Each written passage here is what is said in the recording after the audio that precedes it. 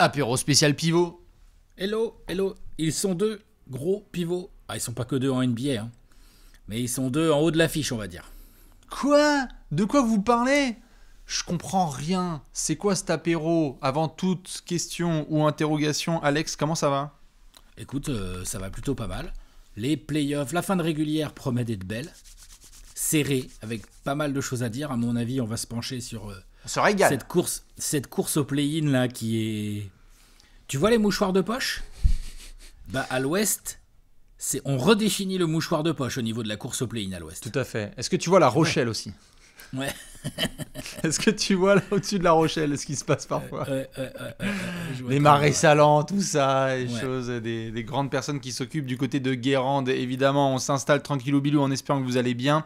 Petit apéro spécial pivot. Pourquoi? Parce qu'il y a de l'actu forcément lié à messieurs Nikola Jokic et Joel Embiid à la tête de la conférence Ouest et pas loin de la tête de la conférence Est. On reparlera de nos amis les Sixers et donc des Nuggets. Et plus globalement, Alex, on en discutait en off et tu me proposais de revenir sur cette grande question autour du poste de pivot parce que quand on regarde notamment l'histoire récente, remporter un titre avec un pivot en franchise player, ça commence à faire un petit bail quand même. Ouais, bah, c'est ça l'idée. C'est bien sûr, faut comprendre la question qui est posée. Est-ce qu'on peut remporter un titre? Est-ce qu'on peut être champion avec un pivot en franchise player en 2023? En 2023, évidemment. Parce que dans l'histoire, mine de rien, bon, il y a eu les Celtics de Bill Russell, évidemment. Hein. Si tant est que Bill Russell était le franchise player, si certains disent que c'était pas le leader offensif, non, je déconne. C'était le franchise player. Évidemment. T'as eu quand même, je sais pas moi, les Milwaukee Bucks de Karim Abdul-Jabbar, les Sixers de Will Chamberlain, les Sixers de Will Chamberlain, les les Lakers de Shaq, les Rockets d'Hakeem Olajuwon. Bien sûr. Tim Duncan, je le mets pas chez les pivots, vraiment. J'espère bien, sinon on va arrêter cette émission. Voilà. Non mais il y a joué, mais Ouais, bien sûr. ça reste un power forward. Les Voilà. Blazers de Bill Walton. Les Blazers de Bill Walton, quand oui. Quand même, sacré pivot. Mais l'histoire nous montre que ça. Quand on a fait des top 100 all-time ensemble, Alex, c'est vrai, t'as raison. L'histoire de la NBA jusqu'à encore récemment, c'est un jeu de grands, c'est un jeu de géants. Et donc, c'est avec les pivots avant tout que... Combien de franchises, Alex, se sont construites avant tout avec les pivots? Ça a duré des décennies, cette histoire. Bah en fait, beaucoup jusqu'aux 15-20 dernières années en fait. Depuis 15-20 ans, là tout de suite c'est beaucoup moins évident. Et c'est pour ça qu'on se pose cette question aujourd'hui. Parce que avec Joel Embiid ou avec Nikola Jokic en franchise player, pour parler d'eux précisément, on voit bien que tu peux gagner des matchs. Ces deux-là font partie du trio de tête. Vous le mettez dans l'ordre que vous voulez, le trio de tête. C'est pas le débat du jour pour le trophée de MVP. Si, c'est le débat du jour.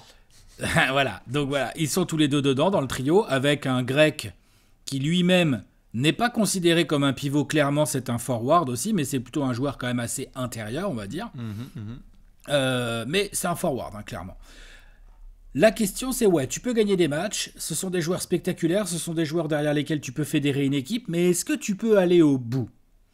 Parce que même si Jokic et Embiid sont encore... je veux dire, leur carrière, elles sont encore loin d'être derrière eux. Ils ont encore du temps pour faire des choses. Tous les deux, ils sont encore assez jeunes. Jokic, Quel âge 28 il a, ans. Jokic, Jokic, Ouais, 28 ans. Et je te la donne en 100 et en 1000. Ouais, Joel, Embiid, il c'est a pareil, non? 28 ans. Voilà. Ouais, voilà, c'est ça. Ce sont les Donc, grands gens de l'année 94-95.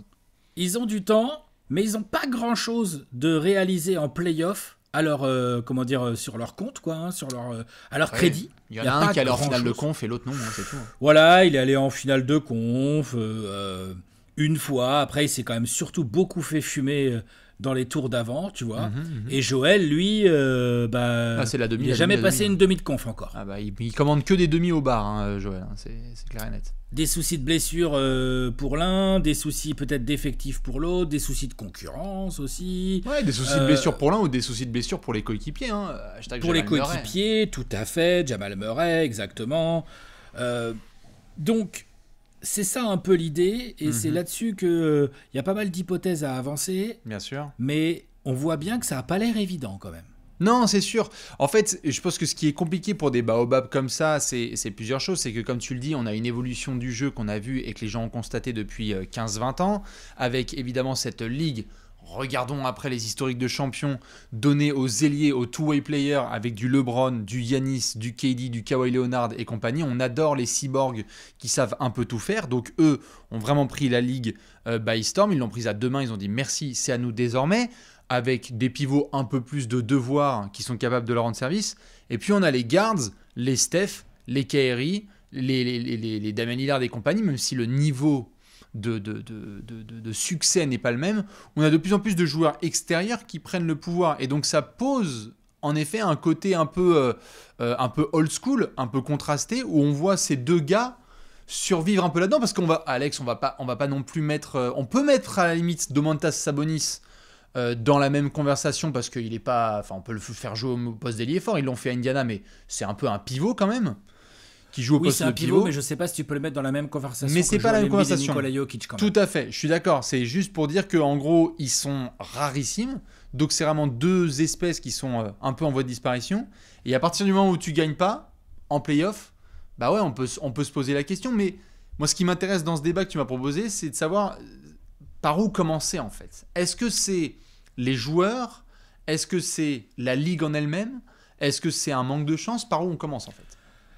On commence par le fait de constater des choses dont on a déjà parlé dans plein d'apéros, des sujets qui font écrire, couler beaucoup d'encre et que ce soit dans des articles, sur du papier ou sur Twitter. Le sujet est de si ton option numéro 1 en attaque est un pivot et que donc tu as besoin de lui sur le terrain.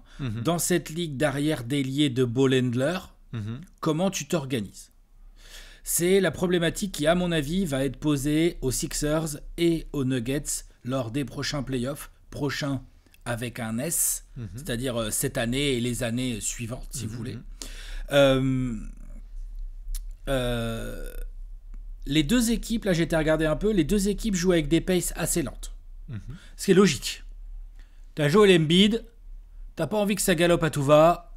Dès que tu peux, t'as envie que ça s'installe un peu, t'as envie de le servir au poste, et puis de voir s'il y a prise à deux sur lui, ou s'il peut aller détruire son adversaire en 1 contre 1, par exemple, tu vois. Tout à fait, ta meilleure arme, mais 8 secondes pour traverser un terrain, t'es obligé d'être lent.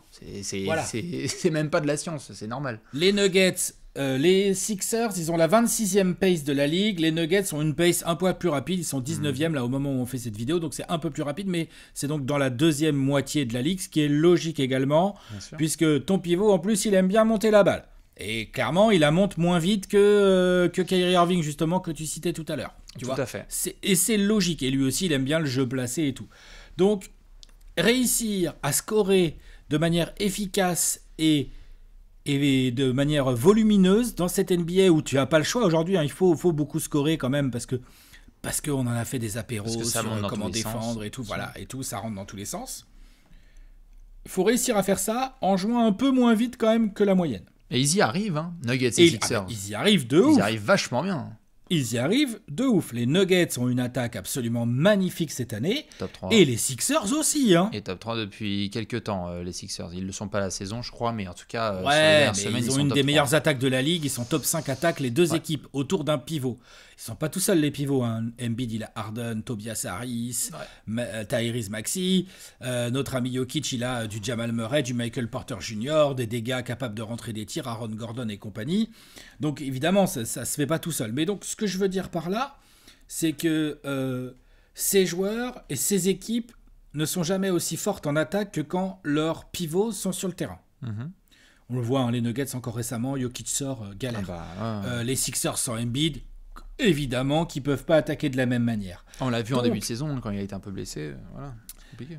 Et donc, beaucoup de choses dans le jeu d'aujourd'hui, très espacées, avec beaucoup de shooters à 3 points, avec des ailiers forts qui sont très souvent des postes 3 devenus des postes 4, parce qu'un peu athlétiques et tout.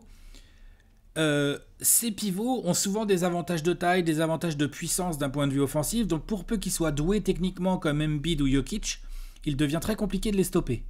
Par contre, beaucoup d'équipes essayent de les exploiter de l'autre côté du terrain. Et c'est là que ça se complique pour eux. C'est-à-dire que comme le coach a besoin de les mettre sur le terrain dans les phases offensives, il faut que le mec puisse tenir sur le terrain dans les phases défensives quand notamment en playoff. Je dis pas que Jokic et Embiid peuvent pas. Je dis ce qu'il faut. Bien sûr, je dis ce qu'il faut. J'explique la difficulté du coup. Parce que tu as besoin d'avoir Jokic, mais les équipes adverses vont essayer d'organiser des switches et des choses pour essayer de cibler Jokic en défense. Donc Jokic a dû bosser sur sa mobilité, a dû bosser sur sa capacité à faire les bonnes aides, a dû bosser sur... Et Mike Malone aussi, évidemment, et ses coéquipiers aussi. Autour d'eux, et les coéquipiers qui ont été recrutés, c'était pas pour rien. Bien sûr. Le trade Aaron Gordon aujourd'hui, on savait. Et même Kentavious Caldwell-Pope ou Bruce Brown, on sait très bien pourquoi ils sont là. Et Christian Brown, on l'a vu dimanche, s'il a été drafté, c'est parce qu'il manquait un gars 6-7 qui était capable de faire ce taf là, on est d'accord. Et donc, protection de cercle et tout. Embiid a un peu moins ce souci-là. Embiid est un excellent défenseur de base. Embiid est un meilleur two-way player, two-way dans le sens des deux côtés du terrain que Jokic. Oui. Je pense que c'est assez incontestable à ce que je dis. Et je dirais que Jokic est plus génial pour générer de l'attaque offensive au global. On le voit cette année, l'autre, il est à 10 passes de moyenne par match. Il est en triple-double de moyenne tout en shootant à 2000% au tir. C'est un fou furieux. Et donc, t'aurais envie de dire, bah franchement, les Nuggets et les Sixers, ce sont des candidats au titre cette saison. Je pense que beaucoup de gens peuvent être d'accord avec cette phrase. C'est le cas quand même. Ou alors ça sert à rien qu'on continue. Donc, la question c'est, vu leurs organisations, qu'est-ce qu'ils pourraient faire qu'ils aillent pas au bout? À part des trucs classiques de genre Embiid se fait un genou ou Jokic se tord le poignet, tu vois, évidemment. Hein. Je pense que par rapport au postulat que tu viens de poser,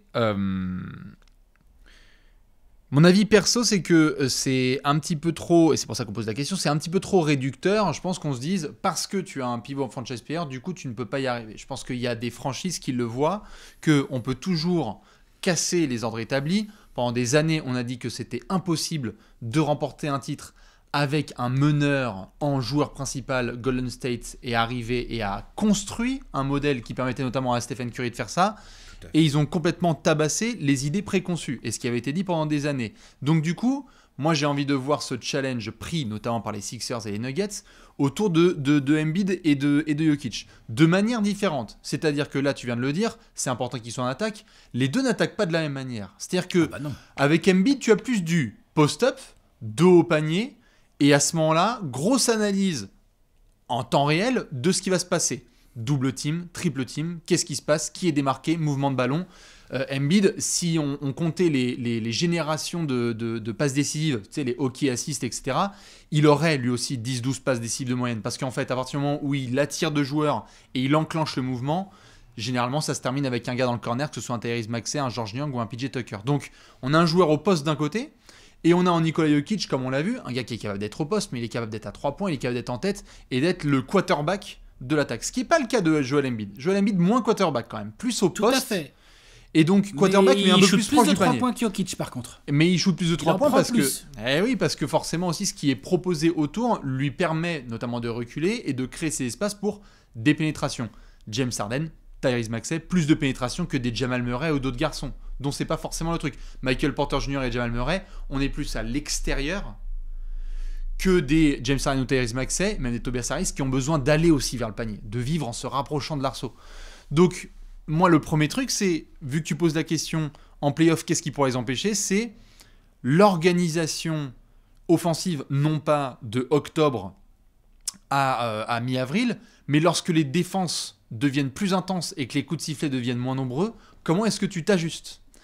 Parce que là aussi, on a deux gars avec des caractéristiques différentes. Un Embiid, notamment, on le sait, le nombre de lancers francs provoqués par match, quand tu es en play-off par rapport à beaucoup plus que Nico, il en provoque beaucoup plus, donc il doit s'ajuster différemment. Et pour Niko Jokic, l'agressivité qu'il peut avoir aussi en saison régulière, c'est pas la même en play-off. C'est-à-dire que soudainement, le Draymond Green qui prend 2 fautes au premier quart-temps, il l'a vu au premier tour des derniers play-offs, il y a plus de liberté donnée aux intérieurs défenseurs. Donc, moi, le premier aspect, c'est comment tu entoures ces gars. Comment tu les entoures. En play-off, par exemple, Embiid, on avait le sentiment que ça n'allait pas trop là avec Ben Simmons et Tobias Harris seulement.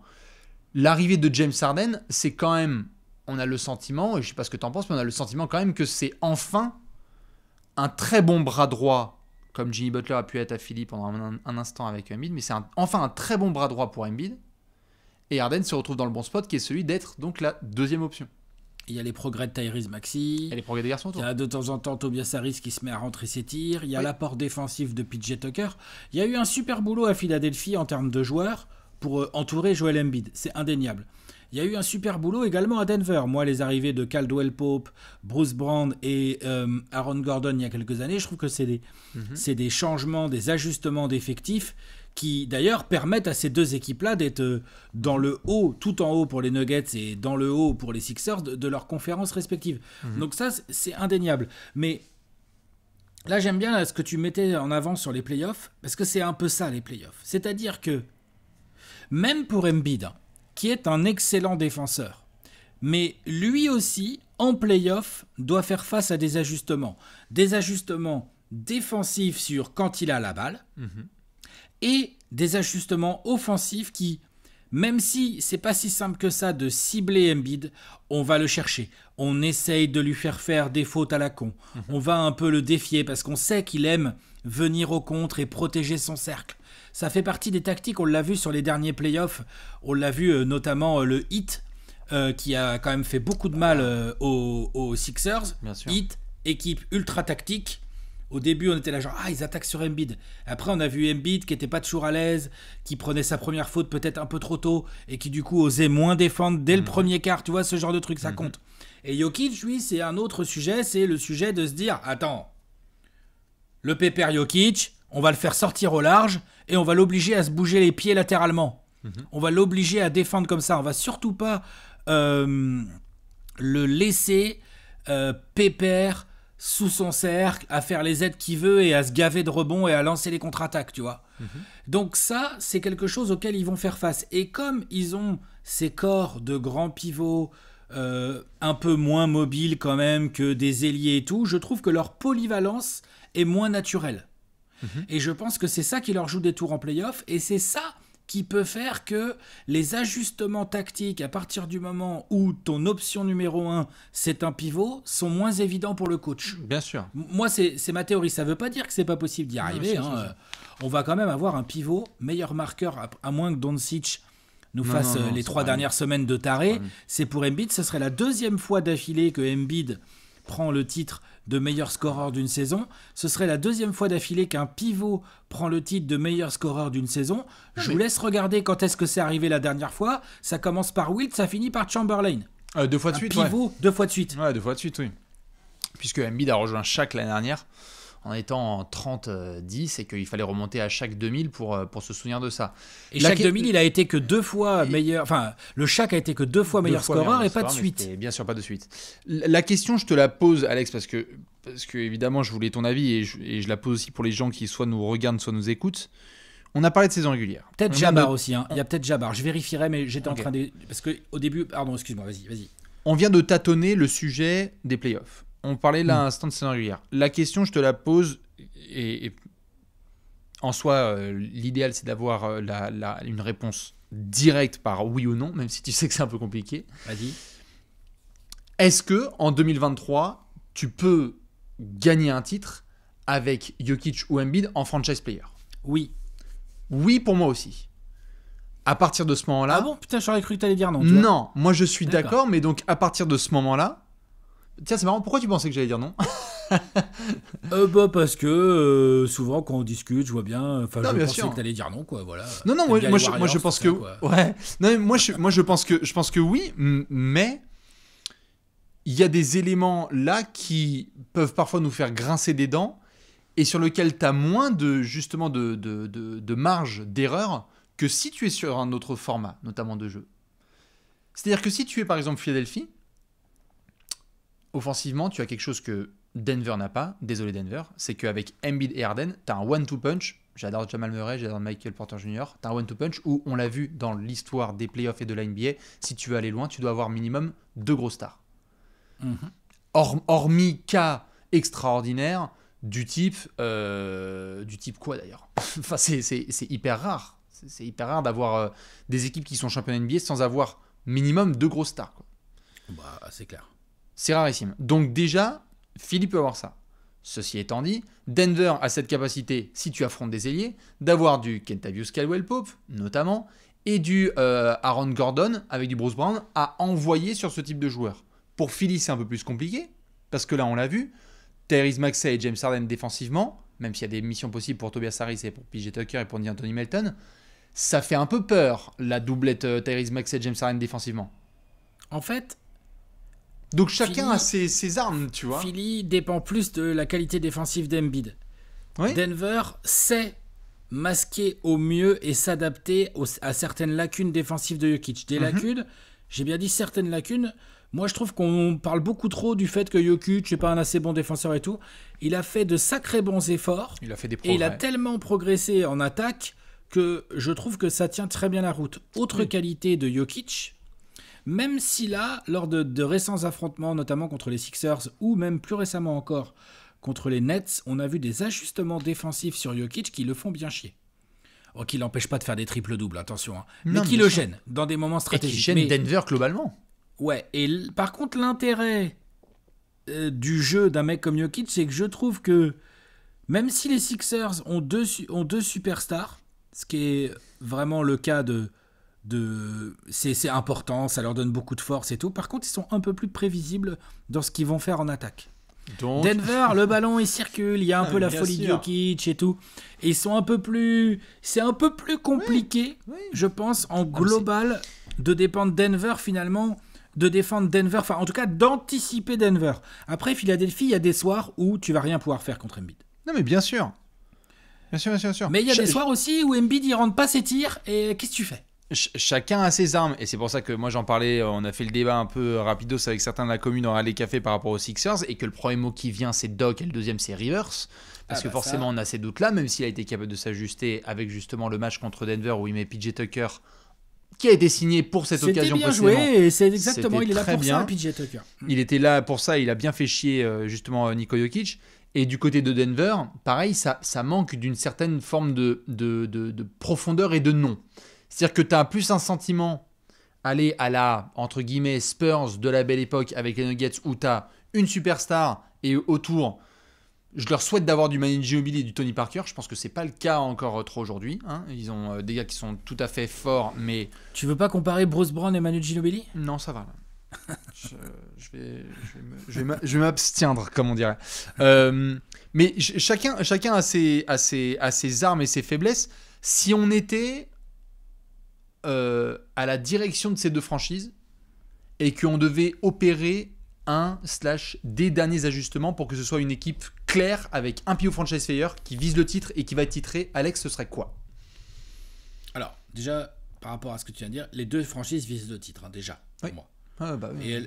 Et tu vois les Sixers, je pense que j'aurais changé de coach. Oui, je pense pas que je ferai un changement de joueur. Non. Je pense que ça serait un changement de coach. L'effectif, franchement, ta première, deuxième, troisième, quatrième option, tu peux scorer en sortie de banc, tu peux défendre, tu peux shooter à 3 points. Et les Nuggets, j'aurais un ailier plus fort, plus all-around, plus two-way player que Michael Porter Jr. en fait. Genre les Nuggets, quitte à ce que ça me coûte des pics de draft et tout, mais tu vois, je sais pas moi, c'est... Pendant des années, ils ont été sur d'abord Wade, puis Bradley Beal, et ils ont à chaque fois essayé d'être sur ces dossiers-là pour se dire on va les recruter, parce que la free agency c'est plus dur. Si tu pars du principe que Jamal Murray avec un back court à la Bruce Brown ou Kentavius, ça peut générer et de l'attaque et de la défense et tout, et qu'on espère que Murray pourra être plus en feu, je pense que c'est vraiment sur le poste 3. Genre, je pense que même s'il est un peu moins fort naturellement en termes de talent que notre ami Michael Porter Jr., je pense qu'il serait beaucoup plus... Il rendrait Denver beaucoup plus dangereux, par exemple, un profil à la Mikal Bridges, par exemple. Par exemple, tu vois. Là, lui, il rendrait les Nuggets, mais genre vraiment extrêmement dangereux. Jamal Murray est le deuxième meilleur joueur des Nuggets ? Bah oui, non ? On peut débattre, lui ou Aaron Gordon cette saison, quoi. Ah non, moi je mets Murray au-dessus. Offensivement, il n'y a pas photo. Après, peut-être dans le système, Gordon est ultra important, hein, je suis d'accord, mais... Est-ce que tu es confiant avec l'affirmation suivante ? Jamal Murray est le deuxième meilleur joueur d'une équipe qui va jusqu'au titre ? Non, je suis pas confiant là-dessus, non, c'est vrai. Et c'est pas qu'il est pas capable, hein, il va encore nous éclater la gueule en playoff parce que c'est Jamal Murray taille, mais c'est pour ça que je te pose la question. C'est qu'en fait, il manque ce côté, il y a une assurance, un peu plus, ils ont des défauts les Sixers, mais il y a une assurance de Embiid, Harden est un duo 1-2 qui peut fonctionner en playoff. C'est vrai. Après, ils l'ont pas prouvé. Non, c'est pour ça. C'est chacun a ses trucs. Hein. Il y en a qui choquent dans tous les sens. L'autre, c'est plus sérieux. À Denver, on va nous dire que forcément, ils n'ont pas pu compter sur Jamal Murray les 2 derniers playoffs parce que c'était compliqué. Et donc, ils ont envie d'avoir leur effectif complet et fermer des bouches. Fine. Il met du temps à se mettre en route quand même, le Jamal, là, cette saison. Hein. Oui. Donc, changement et après, il y a de l'option numéro 3. Oui. C'est-à-dire que l'option numéro 3 à Denver, ce serait normalement Michael Porter Jr. C'est pas le cas tous les soirs et on l'a encore vu récemment. Oui. Mike Malone, il l'a laissé sur le banc quasiment tout le 4e quart. Parce qu'il y a des match-ups défensifs où en fait tu te fais tellement cirer la gueule que c'est trop compliqué. Bien sûr. Voilà, c'est un problème. C'est trop dur. Alors que Philadelphie, par exemple, ils ont Tyrese Maxey, qui tout à fait. Voilà, peut apporter beaucoup. Ah, il peut te mettre 20 à 30 points, il l'a fait là. Ou Tobias Harris. Ou Tobias Harris, ils ont des options tout à fait. Je crois que c'était Zach Lowe qui en parlait dans son dernier podcast avec Adam Mares de DNVR Nuggets. Et ça m'intéressait vu que la question était posée, que je te la pose à toi aussi là, Alex. On est d'accord que Bruce Brown est le meilleur joueur en sortie de banc des Nuggets? Oui. C'est qui le deuxième? Thomas c'est quoi la rotation à... Non, il joue pas. Pourtant, il n'est pas inintéressant dans certaines phases. Hein. Bones Island avait un rôle. Oui. Mais il avait ses lacunes défensives. Oui, il avait ses lacunes défensives, tout à fait. Reggie Jackson n'a pas l'air du tout de remplir cette case-là. C'est compliqué. Hein. C'est compliqué. Il y a eu des excellentes minutes là de Christian Brown. Jeff Green. Il est pas mauvais, hein, Jeff Green. Hein. Oui, mais ça fait mal au cul de parler de... Oui, mais ça fait mal au cul de parler de ça dans un apéro en 2023, Alex. Le deuxième meilleur joueur en sortie de banc de Denver qui vise le titre, c'est Jeff Green, et la troisième meilleure option, c'est Michael Porter Jr.